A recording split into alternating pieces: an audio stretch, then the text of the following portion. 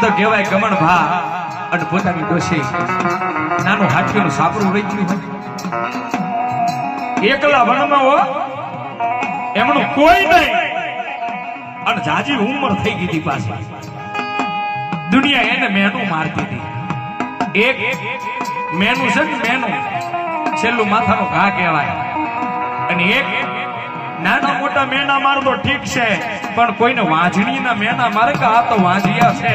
એમના સખત ના લેવાય ને એ તો તીર મારે ને એનથી મોટો ઘા કહેવાય મારા બાપ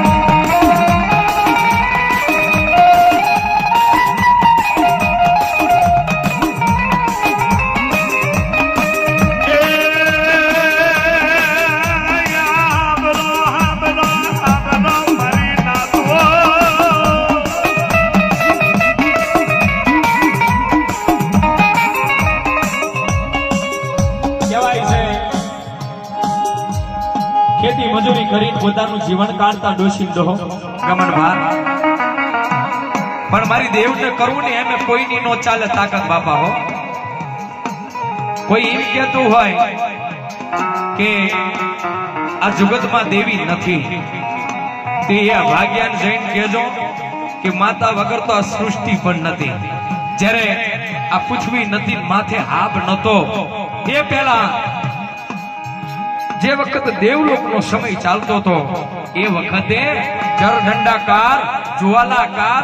અને ઓમકાર અને એ ઓમકારની વખતે જ્વાલા દંડાકારની મારી પર જરદંડાકાર બન્યું અને જન્મેથી જેનો નારીનો જન્મ થઈતો ને એને કહેવાય છે જુગ પહેલાની જોગણી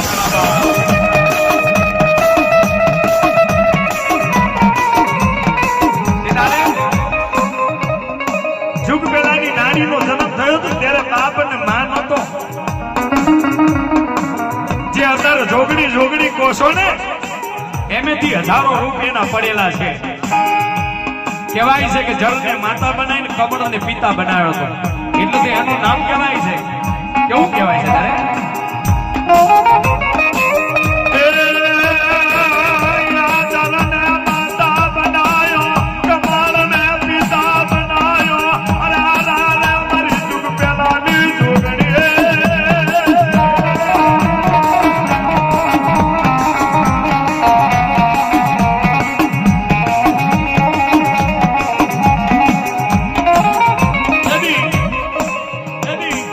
ગમન ભા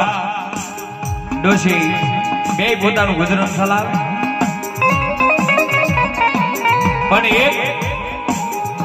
એ આખી પૃથ્વીનો ફેરો કરતો કરતો એક જોગીડો આવ્યો તો હો